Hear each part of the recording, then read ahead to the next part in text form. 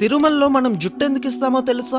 మొట్టమొదట వెంకటేశ్వర స్వామి ఒక చీమల పుట్టలో ఉండేటప్పుడు బ్రహ్మదేవుడు ఒక ఆవు రూపం దాల్చి రోజు ఆ చీమల పుట్ట దగ్గరికి వచ్చి పాలిచ్చేవాడు. అది గమనించిన ఆవుల కాపరి ఈ ఆవు మీదకి తన గొడ్డల్ని విసురుతాడు. అప్పుడు వెంకటేశ్వర స్వామి ఆ ఆవుకి అడ్డంగా నిలబడతాడు. దాంతో ఆ గొడ్డలి వెంకటేశ్వర స్వామి తలకి తగిలి రక్తం కారి దెబ్బ తగులుతుంది. కొన్నాళ్ళకి ఆ దెబ్బ అయితే తగ్గిపోతుంది, కానీ అక్కడ వెంట్రుకలు మాత్రం రావు. ఒకసారి వెంకటేశ్వరుడు కొండ మీద పడుకొని ఉండగా ఆకాశ మార్గంలో వెళ్తున్న నీలాదేవి అనే ఒక గంధర్వ కన్య వెంకటేశ్వరుని చూచి కిందకి వస్తుంది. తలకి తగిలిన దెబ్బని చూసి ఎంతో బాధతో తన తల నుంచి కొన్ని వెంట్రుకలను తెంపి వెంకటేశ్వరునికి ఇస్తుంది. అప్పుడు వెంకటేశ్వరుడు ఇలా చెప్తాడు, నా అందం కోసం నీ అందాన్ని పాడు చేసుకున్నావు కదా, కలియుగంలో కొండ మీదకి వచ్చిన నా భక్తులు తమ జుట్టుని ఇచ్చే సంప్రదాయం మొదలవుతుంది. ఆ జుట్టు యొక్క శక్తి అంతా వేరే భూలోకంలో ఉండే నీకు దక్కుతుంది అని చెప్తారు. ఇంతకీ మనం తిరుమలలో ఇచ్చే మన జుట్టుని ఏం చేస్తారో తెలిస్తే కామెంట్ చేయండి. ఒకవేళ తెలియకపోతే గోవిందా గోవిందా అని కామెంట్ చేయండి.